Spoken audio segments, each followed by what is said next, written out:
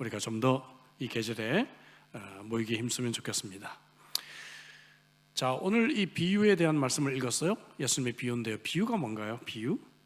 비유라고 하는 것은 영적, 도덕적 어떤 진리를 담고 있는 실생활의 이야기, 이것이 비유입니다. 실생활에 대한 이야기예요. 알겠죠? 근데 이 실생활에 대한 이야기인데 여기에 영적, 도덕적 진리를 담고 있습니다. 영어로 비유를 parable이라고 말하죠. 파라라고 말은 나란히, 어블이라는 말은 던진단 말이에요. 그래서 나란히 던진다, 이런 의미를 갖고 있습니다. 다시 말하면 이 땅의 이야기를 천국의 이야기와 함께 나란히 던진다, 그 말이죠. 알겠죠? 그래서 나란히 던져서 사람들이 쉽게 이해할 수 있도록, 이 땅의 이야기를 통해서 천국의 비밀을 쉽게 이야기할 수 있도록 해주는 것이, 그것이 바로 비유다, 그렇게 우리는 말할 수가 있습니다.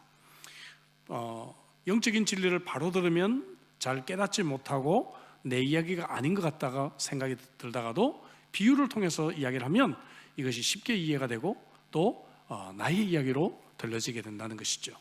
구약의 대표적으로 다윗이 그런 경우 아니겠어요? 다윗이 범죄했을 때 나단이 다윗에게 가서 비유를 먼저 이야기를 합니다. 그죠? 비유를 먼저 이야기해서 어느 부잣집에, 그죠? 소와 양이 굉장히 많은데 다른 집에 보니까 가난해서 암양 한 마리밖에 없는데 이 가난한 자의 암양을 빼앗아 가지고 손님을 대접했어요. 이러니까 다윗이 화가 나는 거예요. 어떤 놈이야 나와! 그러면서, 그죠? 화가 나요.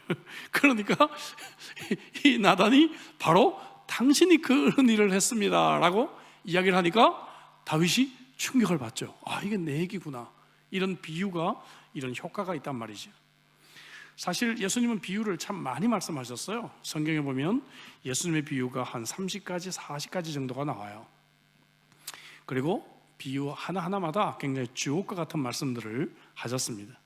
그래서 신학자들은 예수님의 비유를 이해하는 것이 바로 예수님 자신을 이해하는 것이다, 그런 말도 남깁니다.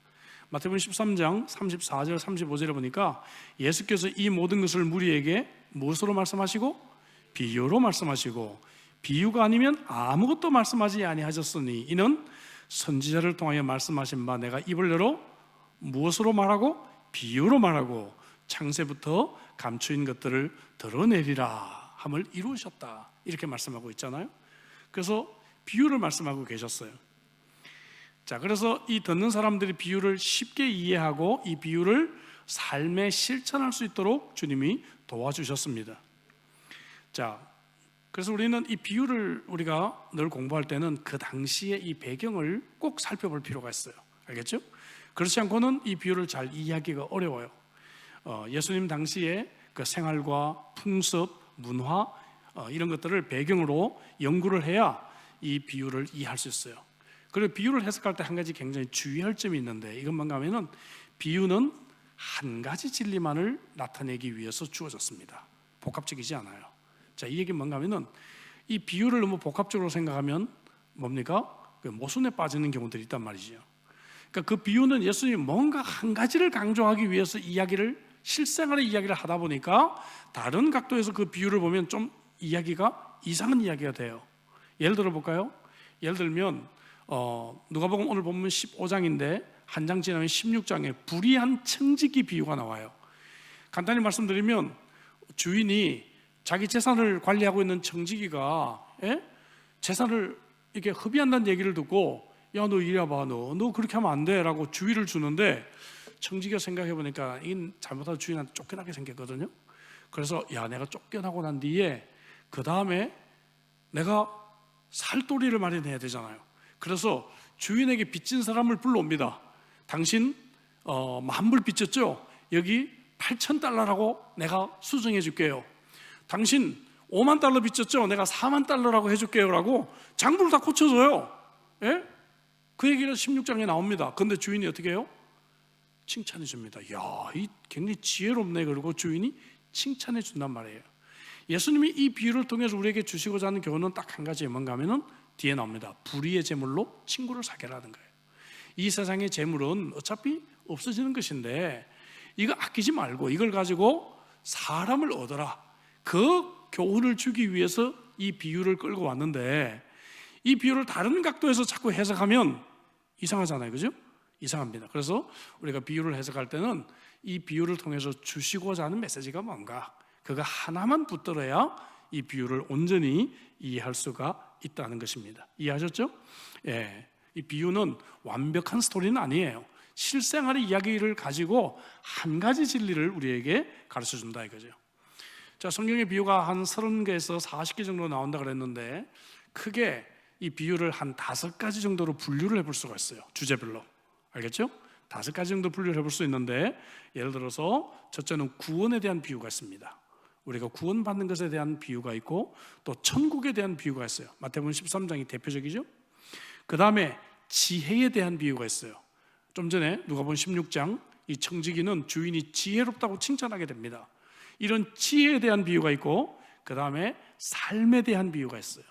어떻게 인생을 살아갈지. 마지막 5번째, 심판에 대한 비유가 있습니다. 한 5가지 정도로 예수님의 비유를 좀 나눠볼 수가 있습니다. 오늘은 구원에 대한 비유 중 누가복음 15장에 나오는 이야기입니다. 잃어버린 양, 잃어버린 동전, 그리고 오늘 보면 읽지 않았지만 뒷부분에는 우리가 잘 아는 탕자의 비유, 잃어버린 아들에 대한 말씀이 나와요. 이 비유들은 대표적인 복음의 메시지들이죠. 그래서 새생명 축제를 이제 우리가 다음 달 앞두고 또 이번 주에 2차 복음을 하지 않아요? 그래서 이 시점에서 한번 이 말씀을 다시 한번 생각해 보는 것이 적절하리라 생각했습니다. 그리고 기회가 되는 대로 비유 설교를 몇 번 수요일마다 더 하려고 계획을 하고 있습니다. 10년 전에 개봉됐던 그 영화, 1,400만 관객이 관람했던 영화, 역대 4위라고 그래요. 4위. 기억하십니까? 대한민국의 근대사를 배경으로 만든 영화가 있어요. 국제시장이라는 영화. 이런 기억하십니까? 다 보셨죠? 안 보신 분 계세요 아직? 다 보셨으리라 생각합니다. 안 보신 분이 계시면 꼭 보십시오. 국제시장은 참 잘 만들어진 영화 중에 하나예요. 자, 이 국제시장 그 영화의 그 이야기는 이 덕수라고 하는 사람이 주인공이잖아요. 그래서 함경도에서 그 피난 때, 그때 이제 아버지가 덕수한테 부탁을 합니다. 너는 막순이 손을 놓지 마라 했는데, 이 피난민 인파에서 결국 막순이 손을 놓게 돼요. 그죠? 인파에 밀려가지고. 그래가지고 아버지한테 막순이를 손을 놓쳤다고 하니까 아버지가 배에서 내리죠. 배에서 내리면서 내가 막순이 책임질 테니까 네가 엄마와 동생들을 책임져라. 이제 그 아버지의 마지막 말을 가슴에 품고 덕수가 부산에 내려와서 살아갑니다. 그래서 그곳에서 열심히 살고 뭐 베트남 전쟁도 갔다 오고 하면서 가정을 일으키는 그런 얘기예요.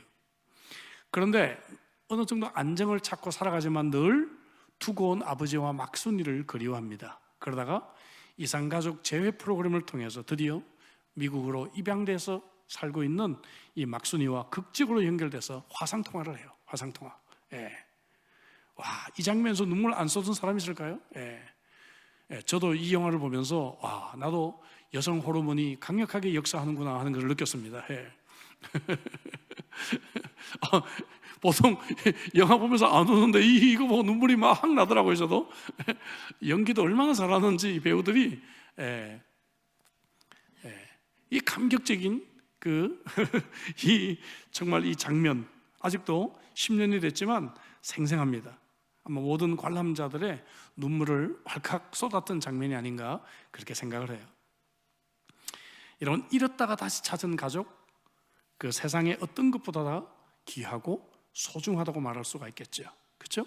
그리고 그때 이 다시 찾은 그 기쁨이야말로 어떤 것보다 귀하고 소중하다고 우리는 말을 할 수가 있습니다. 오늘 본문 누가복음 15장에 잃어버린 양, 잃어버린 동전, 잃어버린 아들, 이렇게 세 가지 잃어버린 것에 대한 이야기가 나오고 다 찾게 되는 것으로 해피 엔딩으로 오늘 이 드라마가 다 끝이 나고 있습니다. 자, 오늘은 이 비유 하나하나를 살펴보는 것이 아니라 이 비유가 가지고 있는 공통적인 메시지들을 좀 생각해 보려고 해요. 특히 첫 번째, 두 번째 비유를 중심으로 좀 생각을 해보려고 합니다. 자, 먼저 잃어버려진 양과 이 동전에 대한 이야기, 이것에 대해서 성경은 뭐라고 말하고 있는가? 그것은 바로 하나님을 떠난 인간의 상태다, 이렇게 말하고 있습니다. 잃어버린 양과 잃어버린 동전은 하나님을 떠난 인간이 바로 이와 같은 상태다, 그렇게 설명해 주고 있어요. 길을 잃고 방황하는 양의 모습, 이것이 바로 하나님을 떠난 인간이지요. 어두운 곳에 처박혀서 아무도 찾지 않는 동전, 이것이 바로 인간의 모습이죠. 스스로 정말 헤어날 길이 없는 구제불능의 동전입니다. 또한 탕자의 비유를 말하라고 한다면 삶의 목적을 상실한 채 쾌락에 몸을 던지고 결국 배고픔과 외로움에 처한 이 탕자의 비참한 상태가 하나님을 떠난 인간의 상태일 것입니다. 양과 동전의 비유가 차이가 있다면, 양은 어떤 면에서 유혹을 받아서 좀 자기가 걸어가야 될 그 길을 이탈했는지 몰라요. 그런데 동전은 뭡니까? 자기 의지와 상관없이 어떤 면에서 잃어버려진 존재가 되었을 수가 있습니다. 첫 번째 비유의 경우 길을 잃어버린 양은 어느 정도 자신이 길을 잃고 있다는 것을 아마 깨닫고 있었을지도 몰라요. 이 길로 가면 안 되는데, 그러면서 양이 호기심이나 유혹 때문에 다른 길을 갔을 수 있다는 것이죠. 그러나 동전은 뭐예요? 이거는 자기 의사와 상관없이 버려지게 된 것이죠. 그죠? 또 자기의 그 잃어버려진 그 상태를 아마 이 동전은 무생물이니까 깨닫지조차도 못하지 않았을까 생각합니다. 어떤 면에서 집 한쪽 구석에서 편안히 그저 먼지가 수북이 쌓이는 상태가 오히려 더 안전하다고 생각하고 있었을지도 몰라요. 여러분, 이렇게 하나님을 떠난 인간은 두 가지예요. 다시 말해서 자기가 스스로 유혹을 받아서 길을 떠나기도 하고, 혹은 다른 이유 때문에, 어떤 외부적인 이유 때문에 하나님을 잘 모르는 가운데 태어나서 그렇게 인생을 살아가고, 그리고 그것이 오히려 더 편안하고 괜히 교회 가고 하는 것이 더 귀찮고, 내가 이렇게 그냥 어두운 속에서 살아가는 것이, 혼자 방에 그냥 처박혀서 핸드폰이나 보며 살아가는 것이, 이것이 더 인생의 행복이라고 느끼고 있을지 모른다 하는 것이죠. 그래서 이 동전 비유에서는 안타까운 것은 바로 동전이 아니라 동전을 잃어버린 여인이 안타까운 모습으로 나옵니다. 이 이야기를 통해서 예수님은요, 잃어버린 인간을 바라보시는 그 안타까움을 표현하고 있어요. 하나님의 안타까움, 그것을 우리들에게 말씀하고 싶어 하시는 것 같아요. 동전은 바로 죄와 허물로 죽은 인간의 상태입니다. 그죠? 신앙생활을 하지 않는 사람들 중에 길을 잃은 양처럼 정말 그렇게 스스로 그런 길을 가는 사람이 있는가 하면, 동전과 같이 내가 지금 어떤 상태에 있는지도 잘 알지 못하고 그렇게 살아가고 있는 사람도 있을 것입니다. 성경은 이런 상태를 이사야 53장 6절에 이렇게 표현합니다. 우리는 다 양 같아서 그릇 행하여 각기 제 길로 갔다. 각기 제 길로 갔다. 그죠? 예. 그래서 우리가 누군가에게 복음을 전하고 성령께서 역사하실 때는 비로소 그가 죄로 말미암아 이루어져 버려 있다는 것을 깨닫게 되는 것입니다. 그 전까지는 깨닫지 못해요. 그런데 복음을 듣고 성령이 역사하면, 내가 하나님께 잃어버려진 존재로 살아왔구나 하는 것을 깨닫게 된다는 것입니다. 그래서 이 복음은 한 사람 한 사람이 정말 이 복음을 들어야 돼요. 성령께서 한 사람 한 사람을 만져주셔야 됩니다. 그때 바로 이 사람이 예수님을 인격적으로 만나고 내 상태가 어떤 상태인지, 내 영적인 존재가 어떤 상태인지를 그들이 비로소 깨닫게 된다 하는 것이죠. 그래서 하나님을 떠난 인간의 상태가 바로 이와 같습니다. 두 번째, 그런데 여전히 하나님께는 가치가 있는 존재라는 것이죠. 왜냐하면 오늘 이 본문에서는 잃어버렸다는 데 초점이 있는 것이 아니라 다시 찾았다는 데 초점이 있기 때문에 그래요. 할렐루야. 하나님께 그처럼 가치 있는 존재라는 것이죠. 목자나 이 여인이 포기하지 않는 모습, 이것에서 이것이 드러나요. 허물과 죄가 많은 우리 인간들을 위해 예수님께서 십자가에 달려 돌아가실 정도로 우리는 소중한 존재들이에요. 방금 읽었던 이사야 53장 6절 앞에 5절에 보면, 그가 찔림은 우리의 허물 때문이요 그가 상함은 우리의 죄악 때문이라. 그가 징계를 받음으로 우리는 평화를 누리고 그가 채찍에 맞음으로 우리는 나음을 입었도다 말씀하고 계시잖아요. 우리는 하나님의 아들이 고난을 당하고 죽임을 당하면서까지 구원해 주실 만큼 가치 있고 존귀한 존재라고 하는 것입니다. 여러분이 깨달으시세요? 예? 옆에 있는 분을 보세요. 대단한 존재예요. 예. 예. 보통 존재가 아니에요. 예.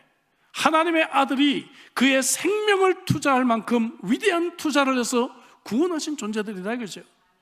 그러니까 한 명 한 명을 볼 때마다 너무너무 귀하죠. 예. 너무너무 귀해요. 예. 우리가 좀 삐져서 막 미워하고 싶어도 하나님이 투자한 인생인데, 그죠? 얼마나 귀합니까? 예. 예. 남편 보고 막 잔소리하고 성질 내려고 하다가 예수님이 이 남편을 위해서도 돌아가셨는데 생각나지 않습니까? 그죠? 얼마나 귀하고 얼마나 멋진 존재들이에요. 예. 옆에 있는 분 한번 다시 한번 보십시오. 참 너무 귀한 존재들이죠. 예. 하나님이 정말 이렇게 투자한 값진 존재들이다 이거죠. 자, 두 번째, 큰 두 번째로 오늘 교훈은 뭔가 하면은 찾으시는 하나님이 오늘 본문에 강조가 되고 있어요. 하나님이 잃어버린 것을 찾으신다는 거예요. 아까 그 국제시장 영화에서 득수가 아무리 자기 생활이 안정되고 해도 이 막순이를 찾으려고 애를 쓰잖아요. 그죠? 예. 그 여의도 광장에 가서 막 찾기도 하고 막 찾잖아요. 예. 찾으시는 하나님이 본문에 강조되고 있어요. 하나님의 열심이 강조되고 있습니다. 하나님의 열심이. 4절 볼까요? 너희 중에 어떤 사람이 양 100마리가 있는데 그 중에 하나를 잃으면 99마리를 들에 두고 그 잃은 것을 찾아내기까지 찾아다니지 아니하겠느냐. 같이 해볼까요? 찾아내기까지. 이게 얼마나 강조되는 표현이에요. 예?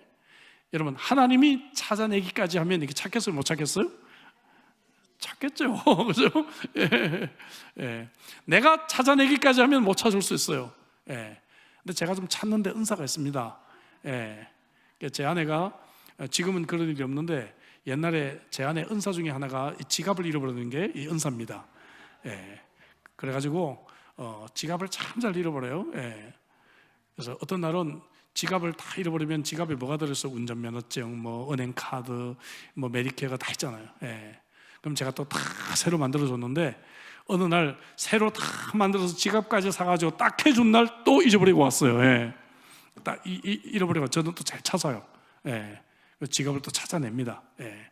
자, 지금도 집에서 여보 나 핸드폰 좀 찾아줘 그러면 제가 찾아내요. 어디서든지 찾아와요. 예. 근데 이렇게 제가 잘 찾는 은사가 있어도 제가 찾아내기까지는 이건 보장이 안 돼요. 근데 하나님이 찾아내기까지. 와, 이 말이 위로가 되시죠? 위로가 되시죠? 저는 이런 성경 읽을 때마다 위로가 돼요. 하나님이 찾아내기까지 하면 되겠지. 그죠? 하나님의 열심히 보이는. 또 8절 볼까요? 어떤 여자가 10드라크마가 있는데 하나를 잃으면 등불을 켜고 집을 쓸며, 여기도 찾아내기까지 부지런히 찾지 않으면 4번이나 강조가 됐어요. 그죠? 등불을 켜고 집을 쓸며 찾아내기까지 부지런히 찾겠다, 이렇게 말하고 있어요. 와, 대단하죠? 저는 이 열심을 압니다. 예. 같이 살고 있는 여인이 동전을 잃으면 이렇게 찾아요. 예. 예. 동전에 집념을 가진 여인들의 그 열심을 저는 잘 알고 있습니다.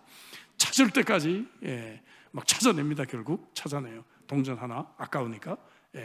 저는 그냥 그 5센트짜리가 나도 하는데 기어코 5센트짜리 찾아냅니다. 목사는요 밤새도록 팔레스타인 들판을 이게 헤매면서 양을 찾았을 것 같아요. 그죠? 여인은 여기 나온 대로 등불을 켜고 집안을 구석구석 쓸면서 부지런히 찾았을 것 같습니다. 옛날 이 팔레스타인 집을 보면, 배경을 보면요, 창문이 없는 집이 대부분이었어요. 지금도 그렇지만 창문을 하나 낼 때마다 돈이 비싸잖아요, 그죠? 자기 큰 맘 먹고 이 사우스 스트리트의 이 큰 벽에다가 창문 크게 낸 겁니다. 이거 원래 없던 거예요. 이거 중국에서 이 무거운 이 유리를 갖고 오느라고 참 돈 많이 들었어요. 그래도 이 창문 하나 있으니까 들어올 때 빛이 쫙 있으니까 얼마나 좋아요? 이 창문 하나 내는 게 비싸잖아요. 그러니까 옛날에 이 팔레스타인 지역은 창문이 없었어요. 창문이 없으니까 어때요? 어둡잖아요. 그죠? 어두우니까 등불을 켤 수밖에 없었다는 거죠. 그리고 구석구석 찾다 보니까 창문이 없으니까 또 먼지가 얼마나 많았겠어요. 이 먼지를 막 뒤지면서 동전을 찾으니까 식구들이 그만 찾아요, 먼지 나요 그러면서 핀잔을 아마 했을 수도 있어요. 그런데 여인은 포기하지 않습니다. 그죠?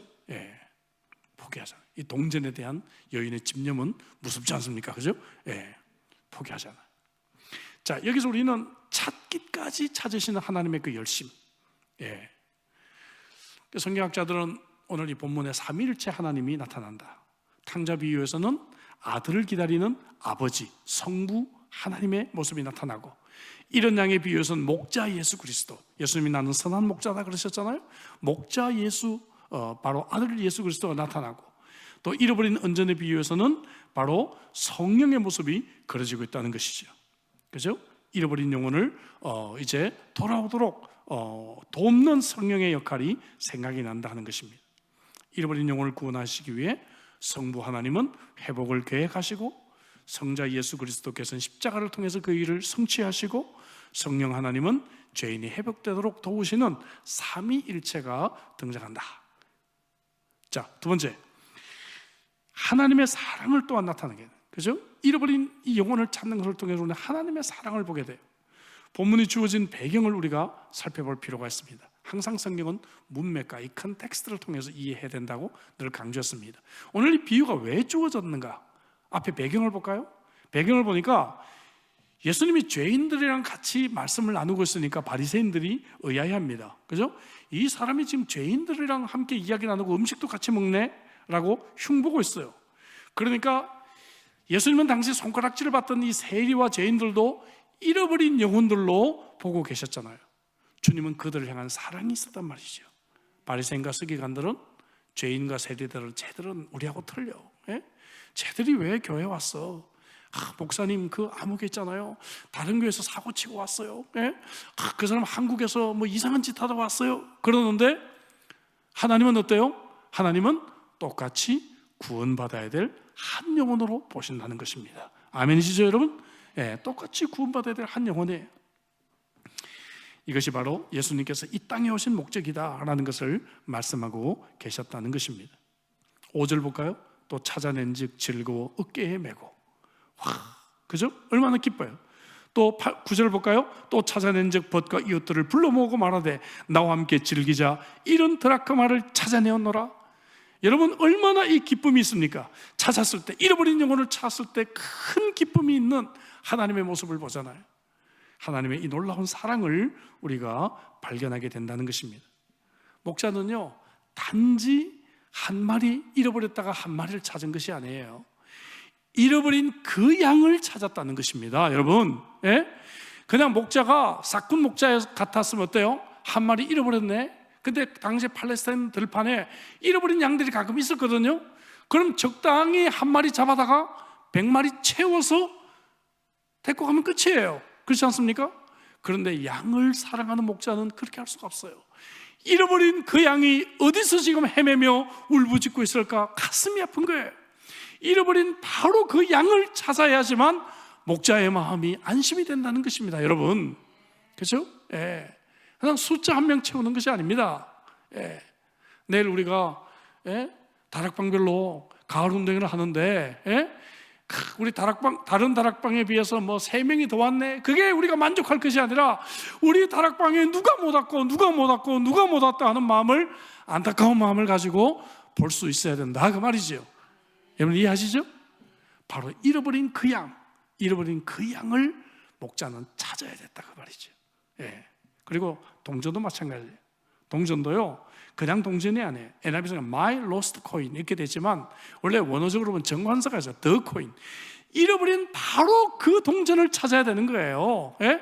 내가 5센트 그냥 잃어버렸다가 다른 주머니에서 5센트가 나와서 됐네, 메꿔졌네, 이것이 아니라 잃어버린 바로 그 동전을 찾기까지 여인은 쉬지 않고 찾는다 그 말이죠. 예. 오래전에 한국에 있는 후배 목사님하고 전화통화를 하는데요, 목사님 섬기던 교회가 당시 좀 어려움이 있어서 교인들이 좀 떠났다는 얘기를 듣고 마음 아파했어요. 근데 이 목사님이 이야기가 거기까지만 하면 좋았는데, 목사님 근데 다른 성도들을 또 보내주셔서 그만큼 다 채워졌어요. 그러면서 뭐 이렇게 좀 자랑스럽게 이야기하는 걸 듣다 보니까 좀 마음이 불편했습니다. 그래서 제가 이 비유 설교 그때 준비하다가 힌트를 얻어가지고 비유로 말했어요. 목사님 자녀가 몇이죠? 셋이죠. 셋 중에 하나가 지금 이제 잃어버렸는데, 어디 시장에서 그냥 고아원에서 한 명 적당히 데려다가 한다고 여러분 대체가 되겠습니까? 아니죠. 고아는 고아대로 소중하고 당신의 자녀는 당신대로 소중하고 똑같은 한 명의 인격체고 바로 그 사람 나름대로의 존재감이 있지 않겠습니까? 그랬더니 이분이 아유 목사님 제가 생각이 짧았어요. 죄송해요. 교회 떠난 우리 성도들을 위해서 제가 좀 더 기도해야 될 것 같아요. 그러더라고요. 여러분 한 영혼이 다 소중한 것입니다. 소중하지 않은 영혼이 어디 있어요, 여러분? 아멘이십니까, 여러분? 네. 시드니 공항 인근에 백슬리라고 아시죠? 공항 가다 보면 캠시 지나서 백슬리 있어요. 그곳에 인형병원이 있어요. 인형병원. 예, 인형병원이 있는데요. 이 제프 체프만이라는 사람이 운영하고 있는데요. 이 사람이 이 뇌수술 전문의예요. 뇌수술 전문의. 예. 근데 이 사람이 이제 그거는 거의 안 하고요. 인형병원을 해요. 인형병원을. 왜 그런가 하면은 자기 할아버지 때부터 이 병원을 해왔거든요. 그래서 돈도 안 되는 인형병원을 더 많이 일을 하고 있어요. 재밌지 않습니까? 왜 그런가 하면 여러분 아이들이 인형을 갖고 놀다가 보면 인형이 부러지거나 하잖아요. 그럼 어른들은 어떻게 야 버려 하나 새로 사줄게. 근데 아이들은요 그렇게 할 수가 없어요. 아이들은 이 인형이 정말 정이 들었거든요. 그렇죠? 그래서 이 새로 사는 것보다 훨씬 더 비싼데 이걸 가지고 병원에 갖고 와서 이 병원에서 입원을 시켜서 고치는 거예요. 그래서 바로 이 고장나고 부러진 이 인형을 다시 복구해서 가져갑니다. 새로 산 것보다 훨씬 더 비싸요. 그런데 부모가 정말 이 아이의 감정을 배려하는 것이죠. 이해가 되십니까, 여러분? 이런 경지를 이해 못 하시죠? 우리는 그렇게 커보질 않았으니까. 근데 이 인형병원이 그렇게 인기가 있어요. 예? 이 뇌수술 전문의인데 그거 별로 안 하고 인형병원을 하고 있단 말이에요. 돈도 안 되는 걸. 왜냐하면 할아버지 때부터 했던 이 인형병원의 그 가치를 알기 때문에 그거를 이어서 지금 하고 있다. 100년이 넘은 걸로 알고 있어요. 참 멋진 병원입니다. 왜 그런가 하면은 제가 말씀드린 요즘이 뭡니까? 바로 그 하나하나가 가치가 있다는 것이죠. 우리가 이것을 놓치면 안 돼요. 그렇죠? 우리가 한 사람을 볼 때 그 한 사람이 얼마나 소중하고 얼마나 귀하고 얼마나 가치 있는 존재인가, 이것을 우리가 잊지 말자는 거죠. 왜냐하면 하나님이 우리를 그렇게 하셨으니까. 예, 하나님이 우리를 그렇게 하셨으니까. 저도 한때 젊었을 때 이걸 몰랐던 적이 있어요. 하나님은 저를 버리신 줄 알았어요. 그렇죠? 예, 그래서 하나님이 나 같은 사람은 관심이 없는 줄 알았습니다. 그렇게 해서 저도 참 방황했던 시절이 있어요. 그런데 하나님은 정말 우리를 얼마나 사랑하시는지를 어느 한순간에 다시 깨닫게 되었습니다. 할렐루야. 여러분, 하나님은 절대 우리를 포기하지 않는 하나님이신 줄로 믿습니다. 요한복음 10장 28절 이하에 내가 그들에게 영생을 주노니 영원히 멸망하지 아니할 것이요 또 그들을 내 손에서 빼앗을 자가 없느니라. 그들을 주신 내 아버지는 만물보다 크심에 아무도 아버지 손에서 빼앗을 수 없느니라 했어요. 그래서 가끔 이런 생각해봐요. 잃어버린 나를 하나님이 찾으셨을 때 얼마나 기뻤을까. 오늘 본문에 어깨에 메고 막 이런 표현이 나오잖아요. 정말 잃어버린 나를 하나님이 찾으셨을 때 얼마나 기뻐하셨을까. 얼마나 기뻐하셨을까. 여러분, 그 은혜가 다시 한번 회복되기를 주의 이름으로 축복합니다. 자, 세 번째 마지막으로 회복의 성격입니다. 본문에 두 가지가 나와요. 우리를 구원하신 회복의 성격이 뭔가 하면 첫째는 회개와 기쁨이 나옵니다. 탕자의 비유에서는 집을 떠난 아들의 회개가 분명히 드러나요. 그러나 잃어버린 양이나 잃어버린 동전의 비유에서는 회개의 이야기를 읽을 수가 없어요. 양과 동전이 어떻게 회개를 하겠습니까? 그럼에도 불구하고 각 비유의 마지막 구절을 보면 회개가 나와요. 7절과 10절 볼까요? 내가 너에게 이르노니 이와 같이 죄인 한 사람이 회개하면 나오잖아요. 그죠? 하나님께서는 기뻐할 것이다. 또 10절에도 내가 너에게 이르노니 이와 같이 죄인 한 사람이 회개하면 하나님의 사자들 앞에 기쁨이 된다라고 말하고 있어요. 회개가 강조되면서 그때마다 하나님은 큰 기쁨이 있을 것이다 라고 말하고 있습니다. 천사들은 하나님의 심부름꾼이니까 하나님의 마음을 잘 알잖아요.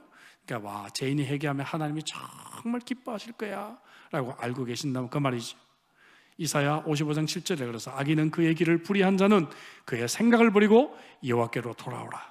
그리하면 그가 긍휼히 여기시리라. 우리 하나님께로 돌아오라. 그가 너그럽게 용서하시리라 말씀하고 있는 것입니다. 두 번째로 이 회복의 성격은 우리는 잊혀지지 않는 존재라는 것입니다. 자, 잃어버렸다, 비극이죠. 그러나 더 큰 비극은 잊혀지는 것입니다. 그렇죠? 덕수가 잊지 않았잖아요. 비록 막순의 손을 놓아서 잃어버리긴 했지만 잊지 않았어요. 왜냐하면 잊혀지시면 않는다면 언젠가는 찾아낼 희망이 있지 않겠어요? 양과 동전은 잃어버렸으나 잊혀지지 않았어요. 목자는 양을 잊지 않았고 여인도 동전을 잊을 수가 없었습니다. 여러분, 목자의 이 잃어버린 양의 비유에서는 100분의 1을 잃어버렸어요. 그런데 동전의 비유에서는 몇 분의 몇을 잃어버렸어요? 10분의 1을 잃어버렸어요. 아들의 비유에서는 몇 분의 몇을 잃어버렸어요? 2분의 1을 잃어버렸어요. 점점 이 개념이 확대되고 있다는 것을 보게 되는 것이죠. 동전 10개 중 하나는요, 이것은 학자들마다 조금 여러 가지 해석이 있는데 그 당시 이 원 드라크마, 이거는 데나리온과 마찬가지예요. 그러다 보니까 노동자의 일일 품삯입니다. 그 당시는 하루 벌어서 하루 사는 것이기 때문에 이게 없으면 살기 어려워요. 그 정도로 소중한 동전 하나였을 것이다, 이렇게 우리가 해석할 수도 있고요. 또 어떤 학자들은 이 여인이 가진 이 10개의 동전은 그 당시에 이 사랑의 이증표를 의미했다라고 표현해요. 사랑의 이증표로 정말 사랑하는 남자가 준 것인데 그 동전 하나가 빠져가지고 정말 이것이 불완전한 이증표가 됐다면 이 여인에게는 얼마나 이것이 안타까운 일이겠어요. 그러니까 열심을 가지고 찾았을 것이다, 이거죠. 어쨌든 잃어버렸지만 잊혀지지 않았습니다. 하나님은 우리를 잊지 않으셨습니다. 이사야 49장 15절에 여인이 어찌 그 젖먹는 자식을 잊겠으며 자기 태에서 난 아들을 긍휼히 여기지 않겠느냐. 그들은 혹시 잊을지라도, 그렇죠? 세상의 어머니들은 우리를 잊을 수가 있어요. 하지만 하나님은 너를 잊지 아니할 것이다. 할렐루야. 얼마나 멋진 말씀이에요. 하나님은 너를 잊지 아니하실 것이다 약속해 주고 계십니다. 여러분, 고민되는 문제가 있었어요? 어려움이 있으십니까? 하나님은 여러분들을 잊지 않으십니다. 가끔 하나님이 안 계신 것 같고 어려움이 생기면 나는 왜 맨날 이런 어려움이 생기나 싶은데 하나님은 저와 여러분들을 잊지 않고 계십니다. 잊지 않고 계십니다. 우리가 행복하지 못한 이유가 있다면 그것은 단순합니다. 어떤 면에서 우리는 잃어버려져 있기 때문에, 아직 하나님과 관계가 회복되지 않았기 때문인지 몰라요. 우리 주위에 우리의 가족들이나 우리의 친구들이 행복하지 못한 이유가 있다면 그들이 아직 하나님께 잃어버려진 존재이기 때문에 그럴 수도 있다는 것입니다. 그렇다고 한다면 우리의 사명은 뭐예요? 잃어버린 영혼을 찾는 것이다, 이거죠. 우리가 이 사명을 이해해야 돼요. 예. 첫 번째 비유에서 양은 들판에서 버려졌어요. 밖에서 버려졌는데 동전은 집 안에서 잃어버려졌습니다. 여러분, 세상에서 잃어버려진 사람들도 있지만 집 안에서, 어떤 면은 교회 안에도 여전히 잃어버린 동전처럼 잃어버린 영혼들이 있을 수 있단 말이에요. 그래서 우리가 태신자를 봉헌할 때 정말 예수 안 믿는 사람을 밖에서 여러분들이 찾기가 어려우면 교회 안에서 장기 결석자를 찾으세요.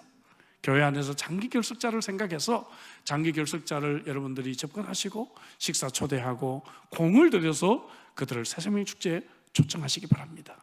여러분, 아멘이시죠? 집 안에서도 얼마든지 잃어버린 영혼들이 있을 수가 있다는 것입니다. 사도행전 1장 8절의 교훈과도 일치하지 않아요? 오직 성령이 너에게 임하시면 너희가 권능을 받고 예루살렘과 온 유다와, 먼저 내 집이에요. 그 다음에 사마리아와 내 친척이나 이웃입니다. 그 다음 땅끝까지, 땅끝은 더 확장돼서 내가 잘 알지 못하는 길에서 만나는 사람, 그죠? 우연히 만나게 된 사람, 이런 사람에게까지 복음을 전하라 하는 것입니다. 여러분, 우리의 가정에서부터 잃어버린 영혼들을 찾아보십시다. 그리고 교회 안에서 찾아보십시다. 그리고 내가 알고 있는 네트워크 속에서 잃어버린 영혼을 찾아보십시다.